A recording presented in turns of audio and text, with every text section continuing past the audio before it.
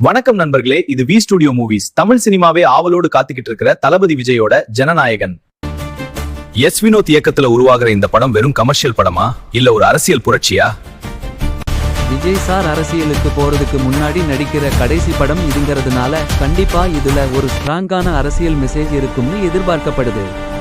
மக்கள் நாயகன் அப்படிங்கிற அர்த்தத்துல வர்ற இந்த தலைப்பே ஒரு பெரிய அதிர்வை ஏற்படுத்தியிருக்கு. நள்ளிரவு 2 மணி முதல் அதிகாலை 3:30 வரை 2 எச். வினோத் விஜய் கூட்டணி. இரண்டாவது எதிர்பார்ப்பு இயக்குனர் எச். வினோத். தீரன் நேர்கொண்ட பார்வை. சீரியஸான கதைகளை எடுக்கிற வினோத் விஜய் சாரை எப்படி காட்டப் போறாரு? விஜய் சாரோட மாஸ் பிளஸ் வினோத்தோட கிளாஸ் ஸ்கிரிப்ட், இது ரெண்டும் சேர்ந்தா தியேட்டர் தெரிக்கும்னு ரசிகர்கள் வெயிட் பண்ணிட்டு இருக்காங்க.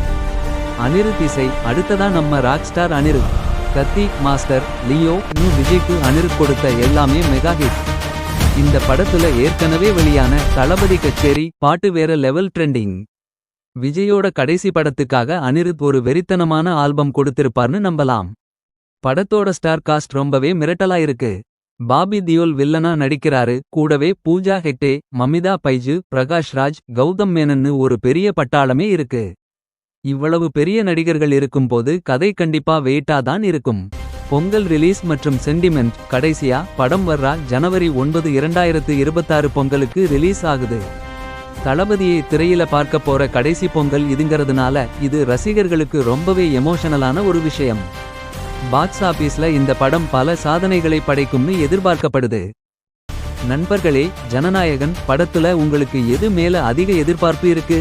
அனிருத் மியூசிக்கா இல்ல எச். வினோத் கதையா? உங்க கருத்தை கமெண்ட்ல சொல்லுங்க. இந்த வீடியோ பிடிச்சிருந்தா வி ஸ்டுடியோ மூவிஸ்க்கு லைக் பண்ணி சப்ஸ்கிரைப் பண்ணுங்க. அடுத்த வீடியோல சந்திப்போம்.